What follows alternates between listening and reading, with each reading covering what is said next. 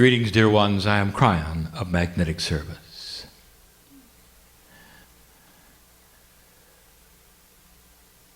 I deliver a message which is now known to my partner, but not completely.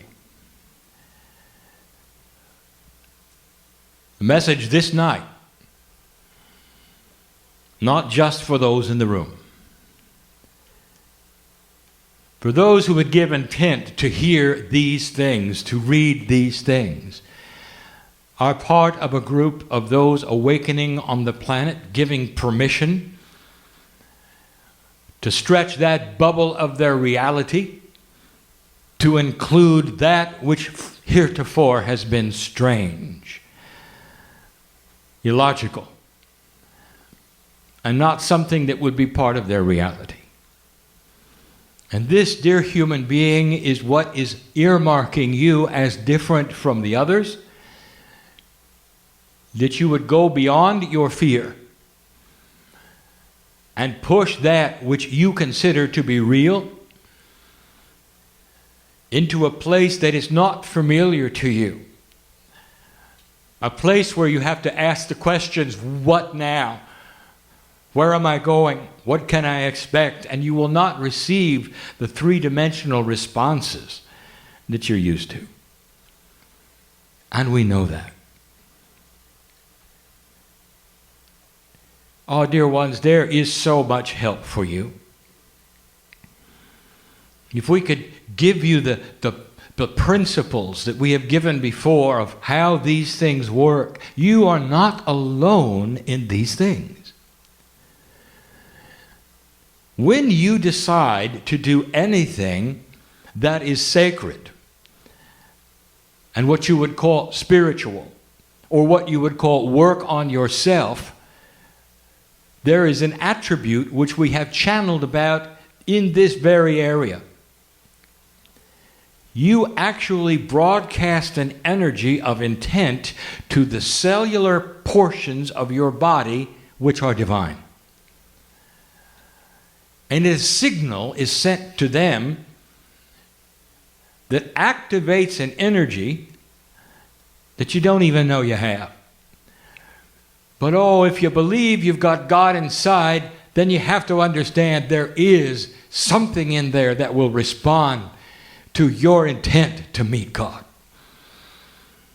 To meet God in a way that keeps you alive and well and peaceful on the earth.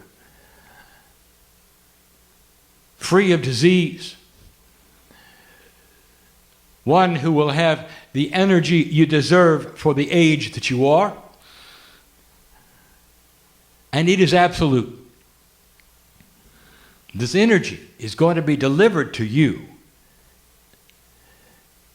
And you will see it and you will feel it as you progress through your desire to meet that which is in your cells, which is divine. Difficult to explain to you something so invisible, so magnificent. But even more difficult is it for me to explain those things which you cannot ever see. A system that we have that you know all about when you're not on your side of the veil. It is complex beyond belief, not understandable in 3 dimensions. And yet we describe it to you yet again today. We really want you to take this in. We teach this today to satisfy some of those of you who wonder, but also to give you information that is an enhancement of the magnificence of the human being. I want to talk about your past lives. I don't want to talk about past lives in a way that you think. I want to talk about all of them. Who do you think you are? What is the history that you think you have? And right away, I will tell you, as complex as this is, you have drawn a box around it. Even the metaphysical ones in the room, the esoteric ones, you've drawn a box. And the box is human life, how many times you might have been here, who you might have been, how you contributed to the Earth's energy. And if you did that, I would say, how special, how quaint. You have no idea. You have no idea. There is a system that is grander than any system that you can comprehend. You are pieces of God, and God has no age. What you call the God energy, the creator of the universe, is not just the creator of the universe. That God attitude energy is the creator of all things, including those things before the universe. You cannot start with your universe. But let's say we do, just to make it simple. And then let's focus on just your galaxy, just to make it simple. Not including the hundreds of millions of other galaxies. We'll concentrate just on yours. And we'll say that this Earth of yours is a baby. Oh, it's been around as long as your galaxy, made from the same stuff, entangled with the center it is, just like all of the others. The solar systems, the star clusters, all going around at the same speed. Entangled they are. But this quantum entanglement has something else you should know about. That whatever life there would be in the galaxy that is advanced enough to have quantum inventions are all talking to each other. You've given them many names, and you're aware of them. Those from perhaps Orion, those from the Arcturian, perhaps the Pleiadian. And what is their relationship to you? Have we ever discussed it? And you sit back and say, oh, I wish I knew more about them, not understanding for a moment you used to be them. Oh, they're still around. But your soul has moved into the new planet of free choice, Earth. You were seeded by the Pleiadians only 200,000 years ago. You're a baby in the galaxy. You are the newest life form in the galaxy.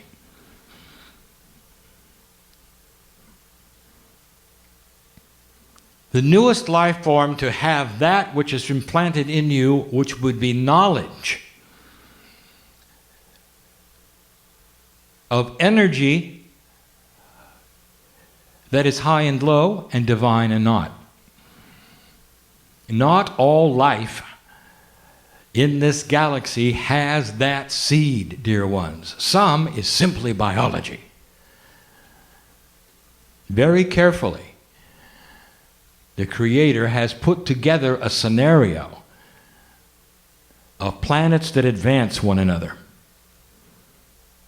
And this is the newest at the moment.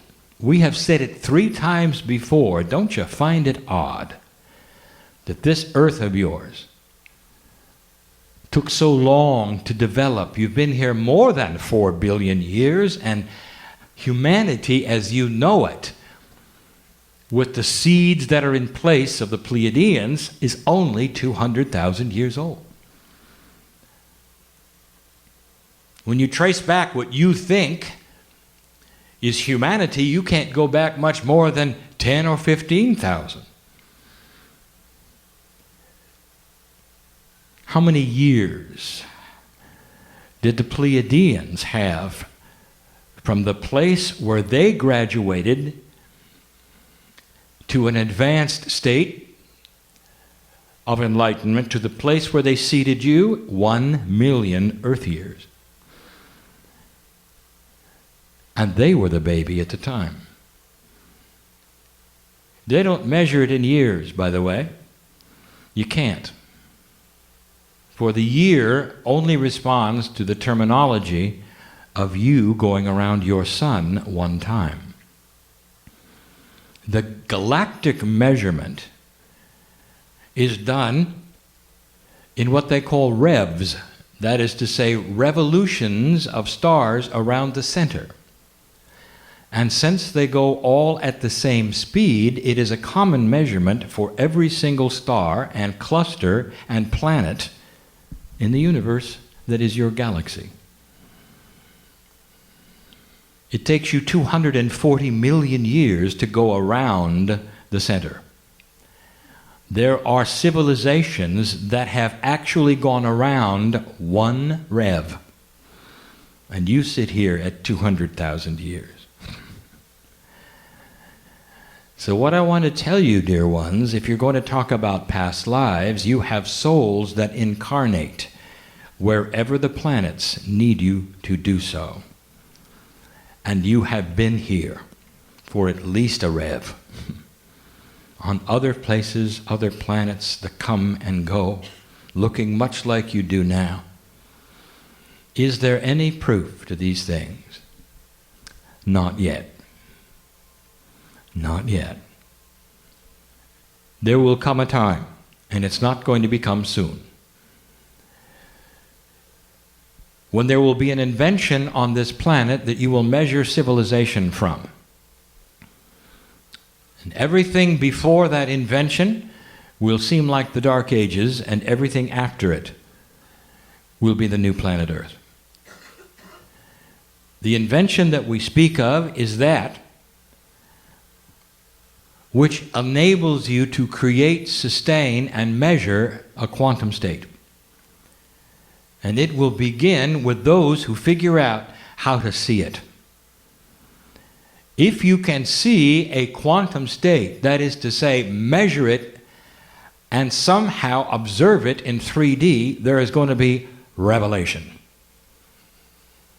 For you will see things that are unseeable to you now, which will lead you then to inventions you cannot conceive of. Let us say Christopher Columbus gets out of his ship and meets you today in the room. And your task is to explain the internet to him. There will be no understanding, no matter how long you sat. Do you understand this? For the consciousness of him, his time, what he believes, and his reality can never mesh with what you know. There'll come a time when you will look at what you know today and consider it in the same way.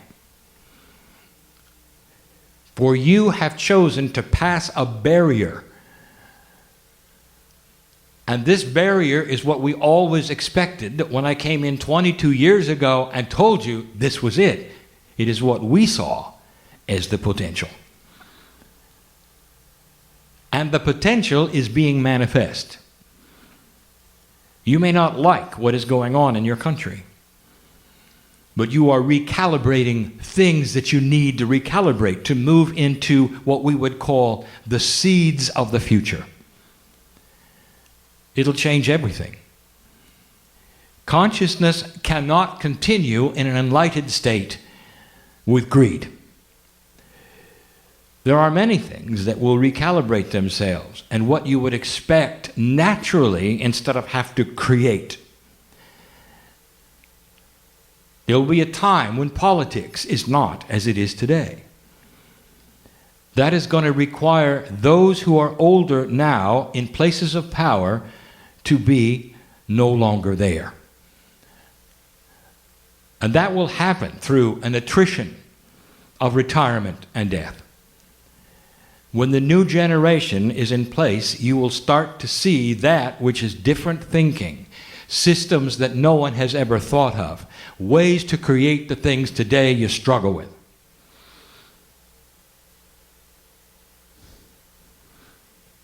How can you create and fund war and wellness at the same time? And the answer right now is you can't. And this will be a discovery that does not sit well with an old guard, but will with a new one, if you know what I mean. You sit here in front of me with 23 chromosomes. And you think, well, that's just the way it works. Well, it doesn't. For all the others around you have 24 that are not humans.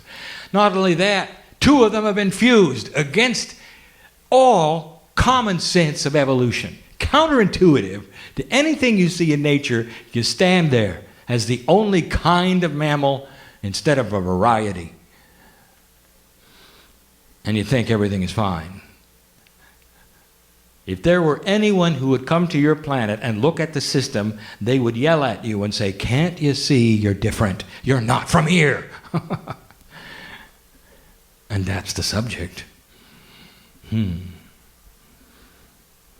So you have to start with past lives, and you have to say, you have been not only your ancestors on earth, but all of the others who are your parents and your grandparents planetarily.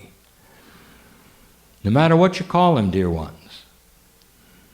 Those from Orion, those Arcturians. They're very helpful, aren't they? Because they are grandparents. Some of them seeded the Pleiadians. And then the Pleiadians seeded you. And it was not done in a conquering way. Pure love. Not like your movies show it. Divinely inspired, appropriate, correct. And someday that quantum invention that you're going to have is going to show something. As soon as they take those instruments and point them at a human being, they're going to see a quantum field, and it's going to shock them. To find out that your biology is quantum. And other mammals, it's not. Will make them wonder what it is about the human being that is special. And then they will have to turn their eyes upon that which is, perhaps, multidimensional and divine. You're born knowing that there is a creator. And you search for the creator from the time you can imagine what's on the other side of your reality. More than 80% of humanity does this. Belongs to organizations, worships in their own way. Blessed all. For the search for God in any form is seen as appropriate. But what about the past lives here? And now we get into the system that you are more familiar with, which you call the Akashic. Akashic inheritance is what we want to talk about. You go through a cycle of life. You come and you go, and you come and you go. The old system of coming and going is different than the new one. And that is tough for some to believe, for they believe the systems are always the same, and they're not. They change with energy.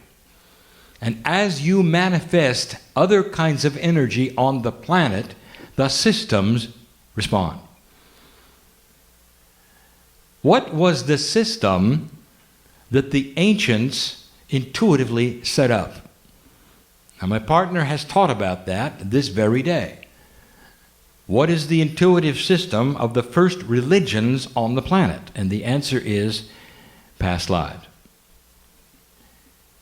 And it remained that way for a very long time until what you would call modern day. And the modern day systems threw away the potential that you had lived before. And the reason, a long time ago, was for control. For if you only have one life, you will only have one afterlife.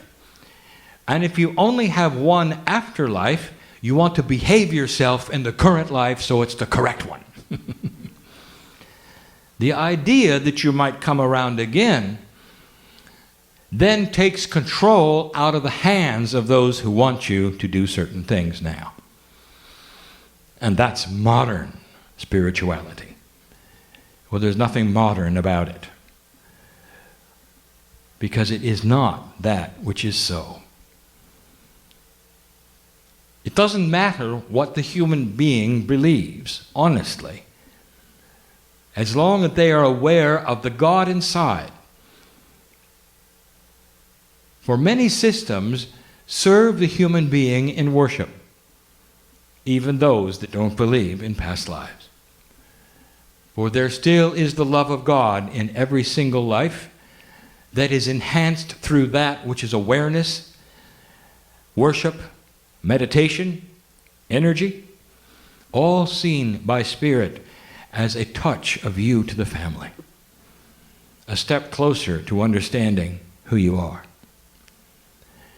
Any system based in love is a good system.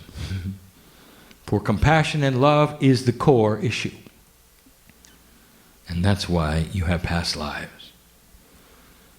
Every single lifetime that you live is collected and imprinted in two places. One is the crystalline grid of the planet, and the other one is in your Akash.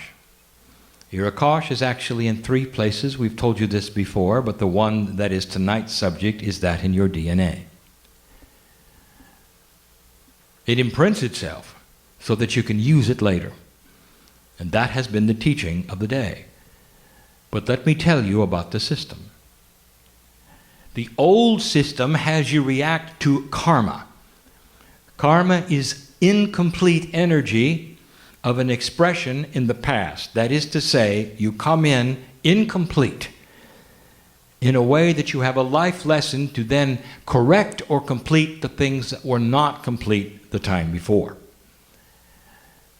And we told you this years ago, that that system can be now augmented, and you can throw away any energies of incompletion.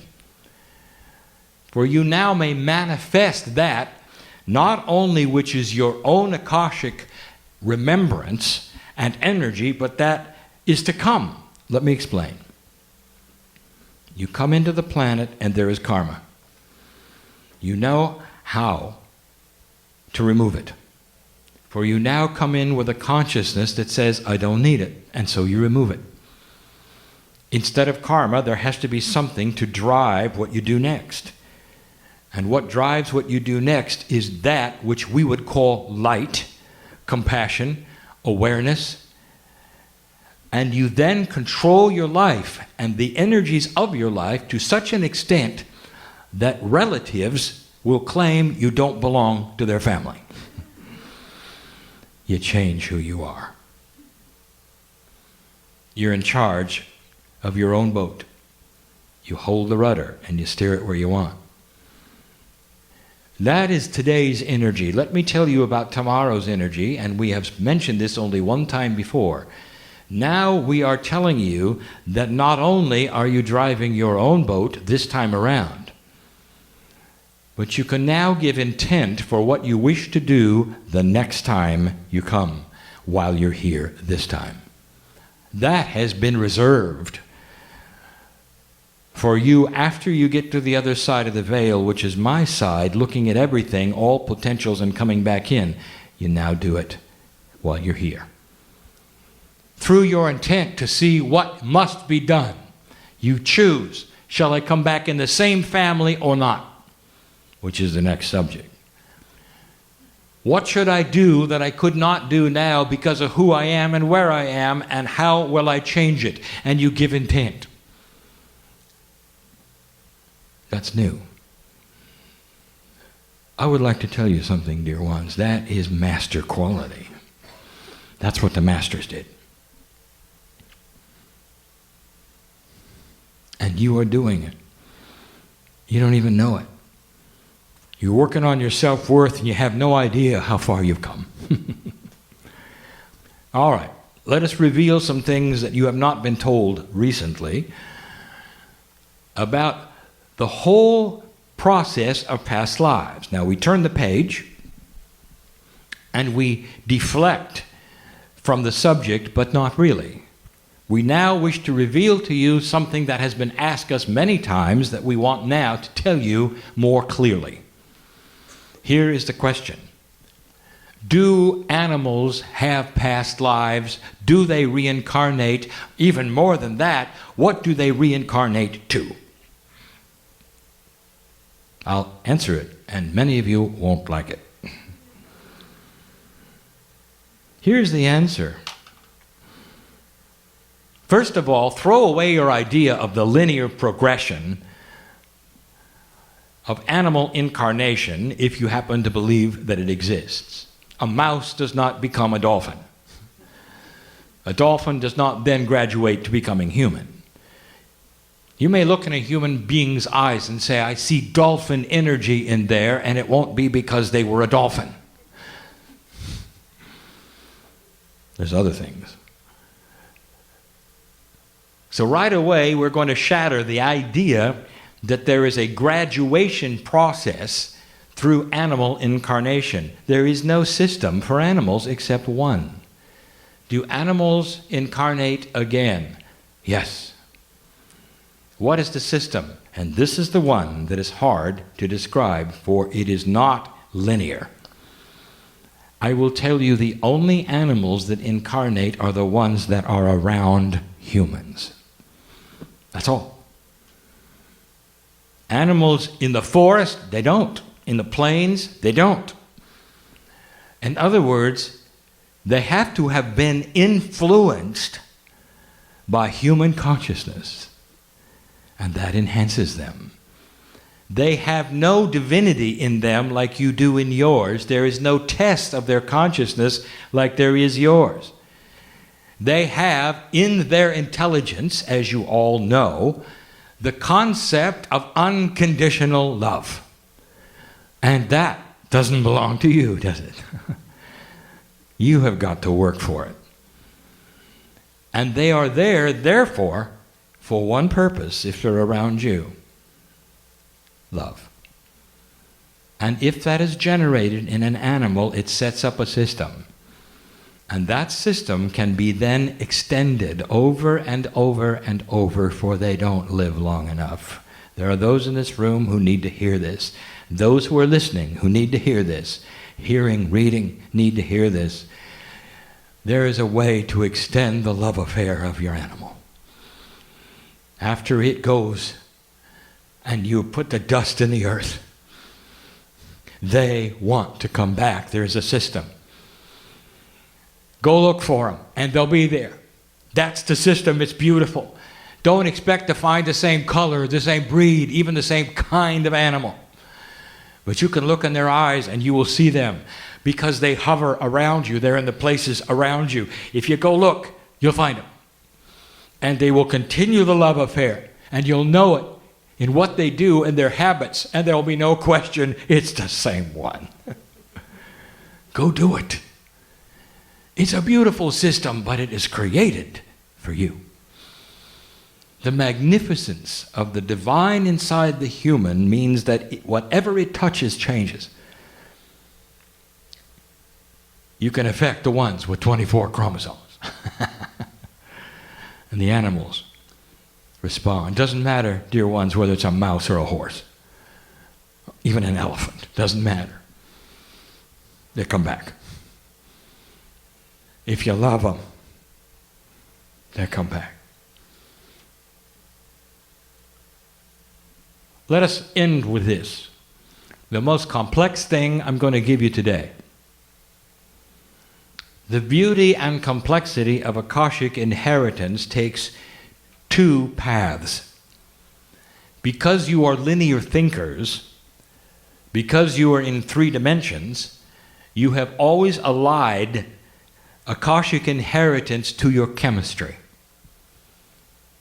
The man in the chair before you is 4th generation Irish.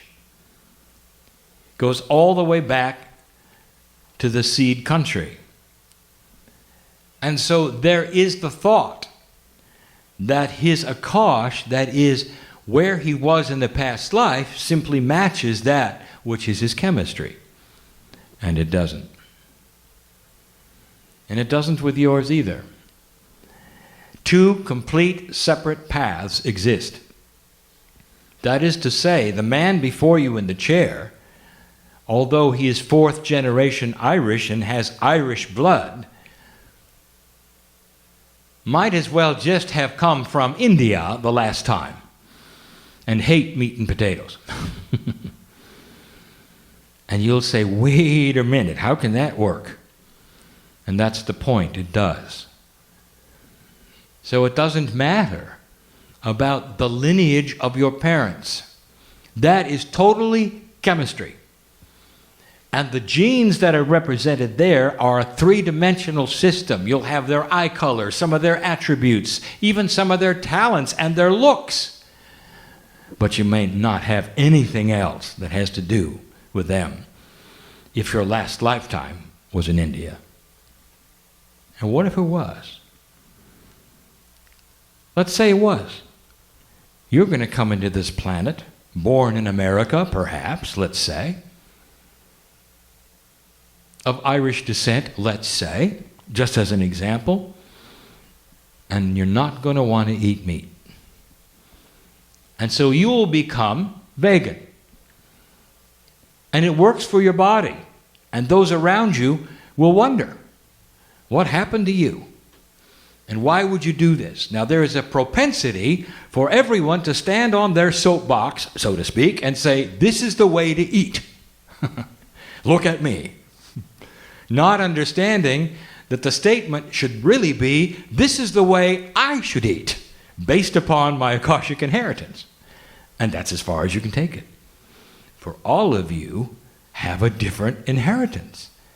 And when you start combining them, that means that every single chemistry of everyone in the chair wants to eat something different for them. And some will be just fine with everything that's put into your food in America. Because you've been here so long, your body is used to it. It's even handling the preservatives. And others of you will come in and immediately react because you've never experienced it. Now you'd say, wait a minute, that's chemistry. I told you it would be complex. The Akashic inheritance and the chemistry inheritance meld together in a very odd way and create a scenario that is not explainable in linear terms. Now I've just given you something to think about, but it starts to explain perhaps some of the things that don't make sense with you. How you can have certain attributes of your parents and yet others you have no idea. Well, we know, and a past life reader may help. Now you know. There is complexity. Now, let me stir in the last complexity. And this won't make any sense. You tend to incarnate as family. If that's so, how can you have family that is from different places? Well, now, I didn't really say that you were from different places. What I told you is you incarnate as family. It's not necessarily the family of chemistry. And here's what it means. Right now, in this room, family meets family. Maybe you haven't looked in everybody's eyes here. This is your family. It's not your mother and dad, sister and brother, but you knew that, didn't you? Oh, they're chemistry, and they're allied in a certain way, and you feel the bond. But that's not the spiritual bond. You incarnate as family, and it doesn't necessarily mean that you find each other right away. There's no timing. You made that up. That you all come in together. You don't. But you often find one another.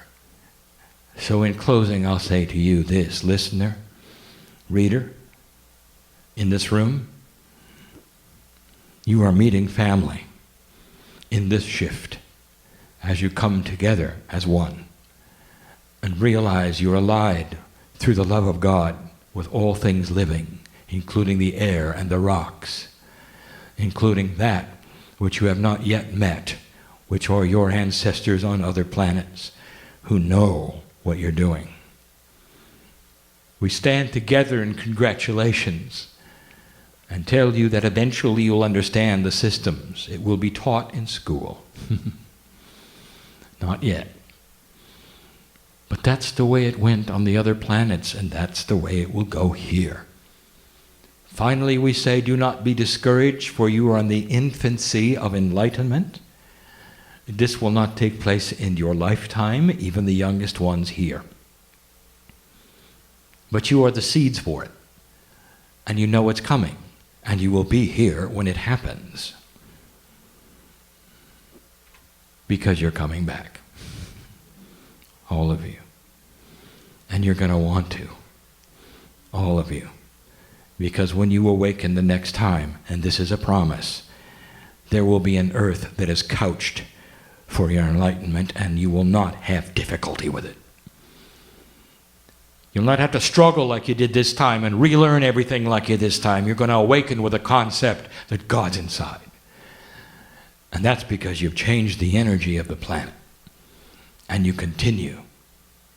The crystalline grid resounds with this and will cooperate with this. Gaia awaits what you're going to do next and will then morph to complement the energy that you create. And that, dear human being, is something to celebrate today. Leave here differently. And so it is.